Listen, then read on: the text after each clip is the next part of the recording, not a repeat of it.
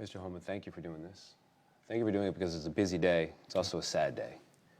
We had an incident in Minneapolis. According to the Department of Homeland Security, a woman attempted to weaponize her vehicle. That's a quote, ram an agent, run over an agent. The department's called it an act of domestic terrorism. Open fire, that woman is dead this evening. Many Americans are watching videos of this incident online, and they're seeing something different than what the department is describing. I'd like to show you one of those videos so you can talk directly to Americans tonight about what they're seeing. Just tell me what you see when you see this.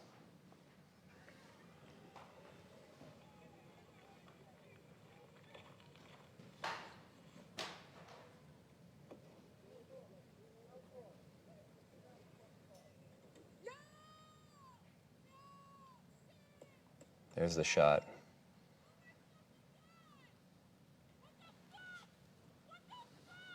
The vehicle veers off, hits a pole or a barrier of some sort, and the woman's dead.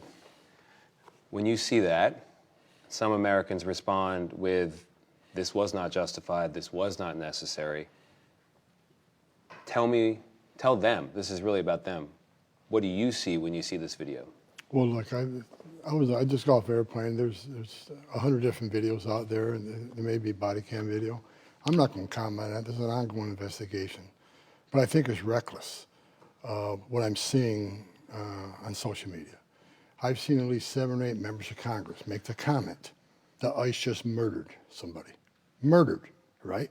Now, I said back in March, and I'm on numerous programs, when the rhetoric started escalating back in late March, I said, if this rhetoric continues, there will be bloodshed. I've seen this movie before. I've done this for over 40 years. And sadly, I was right. There has been bloodshed. There's been attacks on ICE officers, there have been people killed, even our detainees were killed here in Dallas. Yeah. The investigation's ongoing. There's a lot of video, a lot of evidence hasn't been seen yet. I'm not a forensics expert, and neither are the people and members of Congress commenting on this. The auditors hold their judgment. Take a deep breath, hold their judgment, because I think the comments about murder is going to incite what? More violence, more threats, and hopefully not more bloodshed. And I want to get into that. I want to get into the increase in violence and threats against ICE officers, but I also want to linger for a moment on this incident because it's a really important one. I think the city of Minneapolis is on edge. I think the country is on edge right now. You say the investigation is ongoing. The investigation just started. Just started. You say you can't comment on the video, which many Americans are seeing and reacting to. I'm not going to make a judgment call on one video when there's 100 videos out there. I wasn't on the scene. I'm not an officer that may have body cam video. It'd be unprofessional to comment on what I think happened in that situation. Let the investigation play out and hold people accountable based on the investigation. I think many members of the public are calling for the same thing, and so they're confused. Maybe you can help me understand how the Department of Homeland Security could conclude so swiftly that this is a, quote, act of domestic terrorism, that this woman, quote, weaponized her vehicle. By the very same standard you describe, this investigation is just getting started. That's the question for Homeland Security. I'm the border czar. Well, I can tell you what I've seen on my airplane ride here, looking at numerous videos, seeing numerous social media posts, statements from Homeland Security, statements from Secretary Noem. I'll leave it at that. But as a law enforcement officer, what good is it to do right now to me prejudge the facts of what happened today without giving law enforcement professionals, whether it's the FBI or the local police there, give them time to look at all the videos, talk to all the witnesses, talk to the officers, and make an educated decision on what occurred today. That's what needs to happen. I've been a cop since 1984. That is the process we must go through. The reason I ask you about actions in the interior of the country, even though your title is border czar, is when you were announced, in that announcement, Donald Trump said you would be responsible for all deportations of illegal aliens. So that's the mission there in Minneapolis, right? That's one of my missions, yes. Yeah, so this is an incident under your purview. A tragedy happened today. Sad tragedy. You know, every night when I go to bed, and I've said this 100 times on other interviews, I pray for the safety of the men and women of ICE and Border Patrol. I also pray that nobody dies, including the people we're looking for. And now, I don't want to see anybody die. And now 5 people have died in incidents, 4 immigrants, and now a woman who we don't know what she was doing. Perhaps she was intending harm, perhaps she was a protester, we don't know. Well, let's not forget, ICE agents been shot at too. Yes. ICE agents been injured. Assaults against ICE agents over 1,300%. I mean, and I will say it again, I've said it 1,000 times, I blame a lot of this on the hateful rhetoric of mayors and governors and some in Congress who, they want to compare ICE to the Nazis and to racists and the Gestapo. ICE is enforcing laws they enacted. ICE isn't making this up. So if a member of Congress saying, ICE, you're enforcing laws we enacted, you're a racist.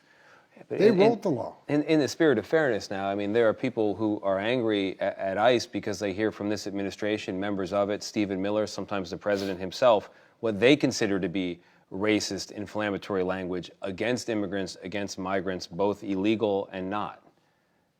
Is there not a double standard here? What racial rhetoric are you talking about from the administration? I'm not going to litigate comment by comment here. So I'm just saying. I don't see any racial. Right away, the left wants to pull that, the race card. It has to be racist. ICE isn't doing anything different. They did it for decades. The problem is, the last 4 years, ICE wasn't able to do the job. ICE is out, and the data proves it, even though a lot of the media don't want to talk about accurate data. Nearly 70%, I think it's like 68-point-something% of everybody ICE arrested is a criminal. Sorry, what percentage? Just below 70%. I think it's 68.7. Is a criminal, has a criminal record. Is a convicted criminal pending criminal charges. Right, so 30% are not. And so part of the And reason. who is that 30%? 30%, a lot more national security cases who don't have a criminal history because their whole game is to lay low until they do the dirty deed. A lot more final orders. These are people who had due process at great taxpayer expense, were ordered removed by a federal judge and didn't leave. Yeah. We're looking for them. The message we can't send to the rest of the world is enter the country legally. It's a crime. Don't worry about it. Have due process, show up in court or don't show up in court, get a final order, don't worry about it. If that's the message we send to the whole world, you're never going to fix this problem. What the bottom line is this. President Trump has illegal immigration down 96%, which means 96% less people are now coming, which means less women are being sexually assaulted by members of the cartel, less children and the most vulnerable are dying making that journey, less fentanyl is getting in the country to kill Americans. Sex trafficking women and children have declined increasingly.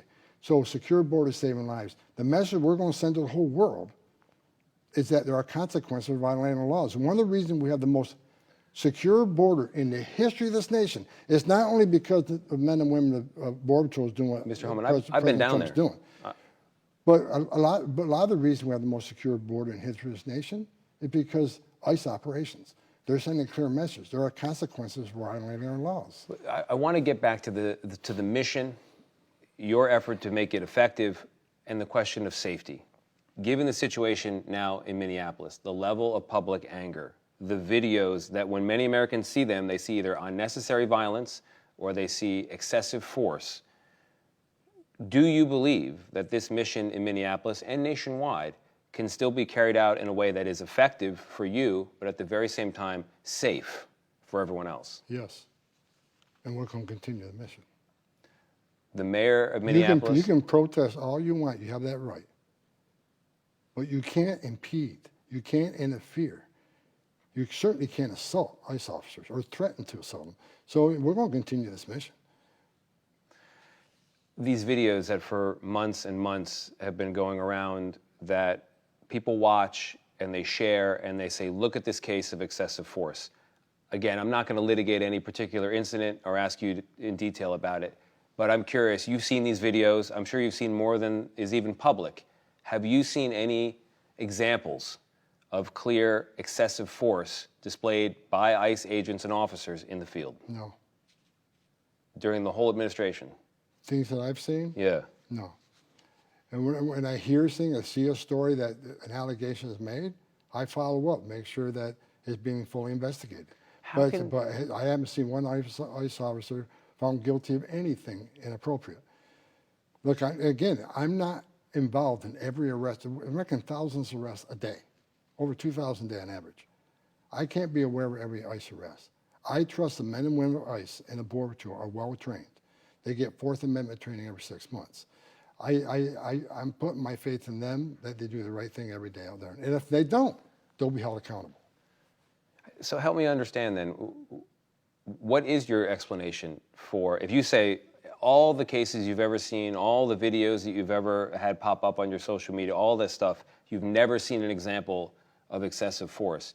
What in your mind explains the public anger and frustration with ICE and some of its tactics? We've seen it in polling, you see it in the streets. What's your explanation for it?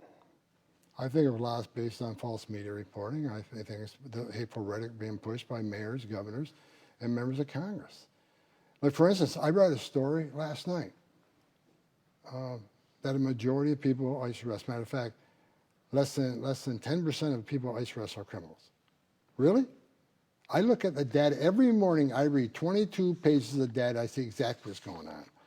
So when the people are looking at social media posts and media posts are simply not factual at all, not even close, they get a judgment, right? They read something, okay, this is happening. Well, it's not happening.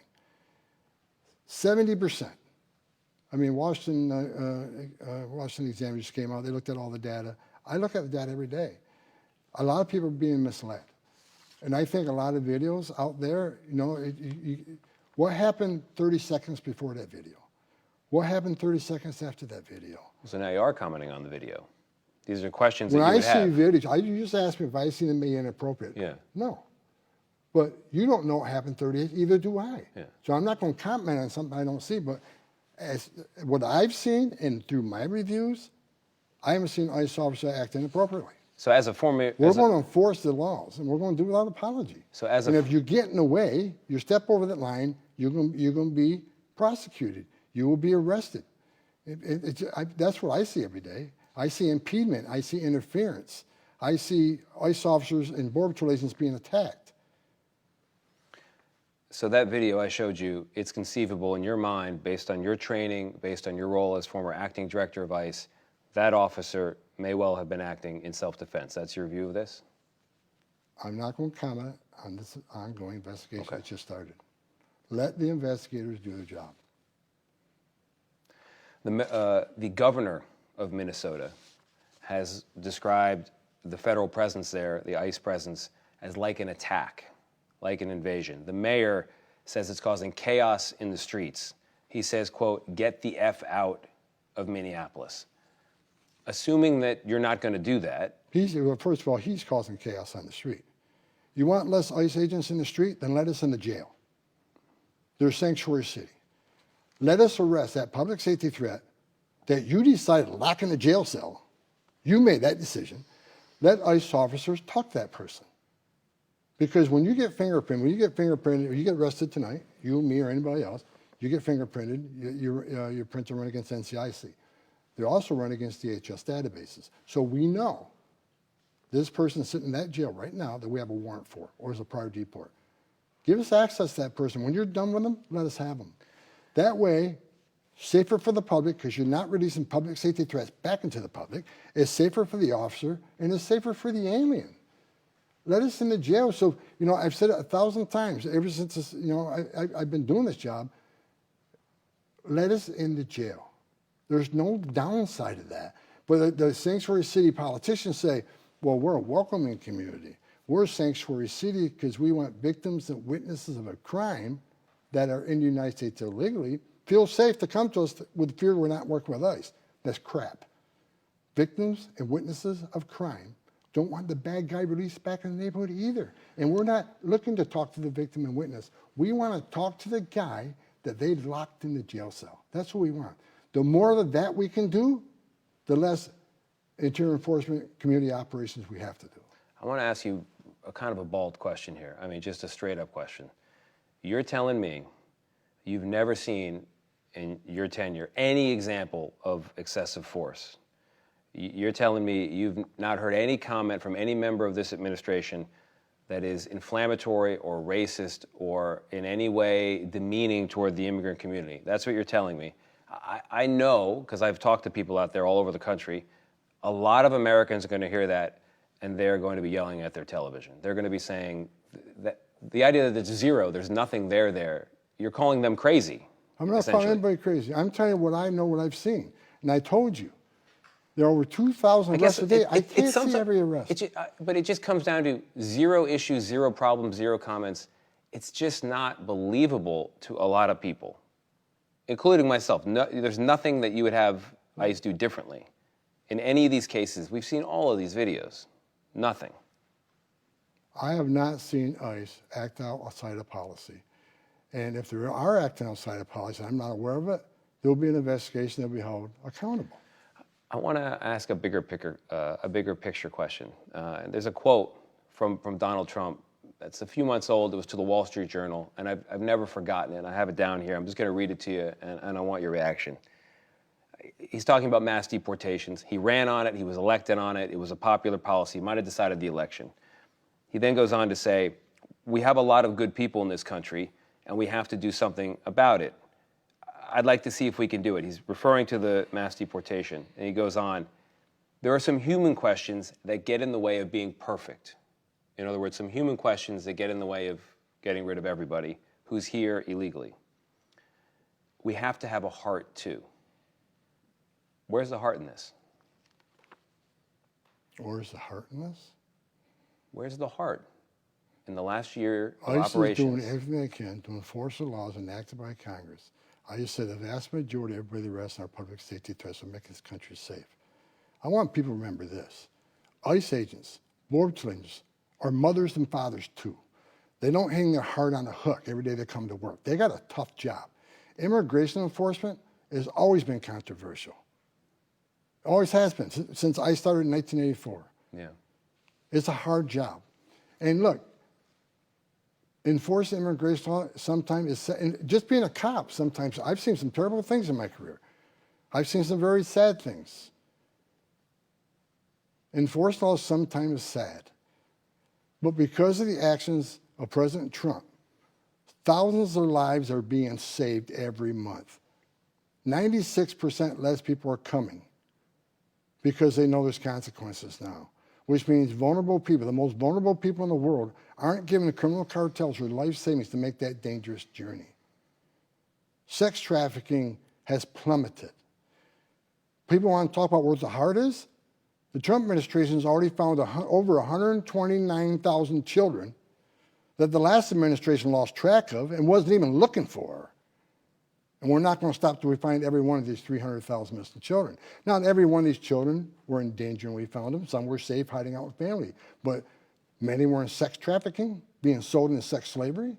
Many were into forced labor. That's the heart. The heart is a secure border saves lives. The heart is less sex trafficking is occurring. The heart is we're finding missing children. The last administration released without properly vetting who their sponsors were. Mr. Homan. We're looking for these children, and a lot of the addresses we're going to are parking lots and supermarkets. They didn't even bother not only vetting the sponsors, they didn't even check the address where these children were going to. Mr. Homan, everything you're describing is the reason why mass deportations and the removal of criminals was a popular issue in the election. I heard about it constantly on the campaign trail. People elected Donald Trump to enact that. That is all true. Don't make the statement that this administration has no heart. I did not make that statement. I'm asking. You said, where's the heart?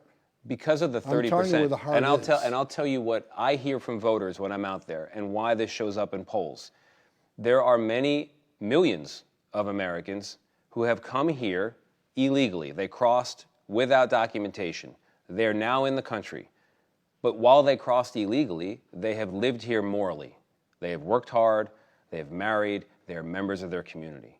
Wouldn't your life and the life of your officers be a lot easier if there was a path to normalization for those folks? Is that something you can imagine supporting? Let me ask you a question. Is that the way it should be? Enter the country illegally, it's a crime. Let me tell you something. No, let me finish. You asked the question. Yeah. Well, hide out long enough. Go have a U.S. citizen child and you're immune. You're above the law now. No consequences. People continue making that journey, and more people are going to continue to die. What I'm saying is, If you come to this country, hide out long enough, you're successful, hide out, that sends the bad message to the rest of the world. Either don't show up in court or ignore a judge's order. We are a nation of laws. And what do you say to the millions of people that are standing in line, taking their tests, doing their background investigation, paying their fees? They're sitting in the back seat because people who cheated the system, you crossed the border legally, you cheated the system, put yourself in front of the line of all these people coming in illegally, and you want to be treated better than them. What's that say to millions of people trying to play by the rules? If you want to be part of the greatest nation on earth, the first action shouldn't be violating our laws and disrespecting the laws of this country. It's a good question, and here's the honest and response to it. President Trump has said there are discussions ongoing with like farmers and other things. And remember Trump 45 came up with a DACA fix. Who shut it down? Nancy Pelosi and Chuck Schumer, because they didn't want to give money to the wall. I don't want to get away from this key question, right? You ask, is that the way it should be? Should people who crossed illegally... Is it okay to enter this country legally, sir? Do we say it's okay? Is it okay to enter this country legally? Let me ask you this one question. Is it okay to enter this country legally in violation of law? This is why I'm asking this question. For the history of this country, let me get this out. My family, many millions of families, the vast majority of families, in fact, here in America, crossed either before 1920, when there was no limitation, you just came over, they got you in. 98% of the people who came to Ellis Island walked down the gangplank, welcome to America. After the 1920s immigration restrictions, people came over from the unwanted countries of southern Italy and eastern Italy, or southern Europe, Eastern Europe, and they were here illegally. A lot of Irish, a lot of Czech, a lot of Italians, a lot of them in Texas. Guess what? The U.S. government normalized them if they hadn't committed crimes. Fast forward to the 1980s. We had a lot of immigrants from Latin America. They had crossed illegally. They were here. They were here morally, in their lives, after the crossing. They were normalized by the million, by the Reagan administration. This is how we've always actually done it in America. So what you're describing in your question is a change. The world is different. The world is different. Let's just look at the last President Trump, Trump 45. How many people on the terrorist watch list were apprehended crossing the southern border? In 4 years, 14. How many are in Joe Biden? Over 400. We got 2.1 million known, 2.1 million known gotaways. Caught on video traffic, drone traffic, sensor traffic. 2 million people paid more to the criminal cartels to get away. Why did 2 million people pay more not to get all the free giveaway? Because if you pay less to the cartel, say, look, I'll pay you this lesser amount, turn myself into a green uniform, be released within 24 hours, get a free airline ticket to the city of my choice, get a free hotel room, get 3 meals a day, get free medical care, and get work authorization after 90 days. Why did 2 million people choose to pay more not to take advantage of that giveaway program? They didn't want to be vetted. They didn't want to be fingerprinted. This just scared out everybody. This world is different today. We know, and Tulsi Gabbard's been clear about this, we have thousands of people that are terrorists in this country, and we're trying to find them. The world isn't the same it was back then. And here's the issue. When the Biden administration created this humanitarian crisis on purpose, it wasn't an accident, it wasn't incompetence, they meant to open that border up. They overwhelmed the Border Patrol. And you've been down there many times. On average, 70% of agents were pulled off the line to deal with this humanitarian crisis. And the criminal cartels took advantage of that. It created gaps. That's when the sex trafficking women and children went sky high. That's when the gang members crossed with no impediment because Border Patrol's off the line. That's when the fentanyl came across, killed 250,000 Americans. That's when the no inspected terrorists skyrocketed. I wake up every day and go to bed every night knowing we got over 2 million known gotaways. Who are they? Where they came from? So it's a different world today. A secure border means you have stronger national security. A secure border saves lives. One final question on Venezuela. Clearly, the Maduro regime was dangerous in the eyes of the U.S. government. We just launched a raid to remove him. At the very same time, the administration has removed protections for Venezuelans here who fled that danger. How does that make sense? Well, like that's the Secretary of Homeland Security and the State Department works very closely on that. But I will say this: temporary protective status. I've been doing this since 1984. I don't think I've ever seen TPS be temporary. Gets extended, gets extended. The law clearly says when the conditions of the country change, then that TPS should end. So that's in litigation right now, so I'm not going to comment on ongoing litigation, but we look back over all the TPS programs in the last 40 years, and look how many were actually temporary. Yeah, that's true. Well, Mr. Homan, I appreciate you being so open and honest in all this. I appreciate the chance to sit down and talk Thank to you. you. All right. Thank you.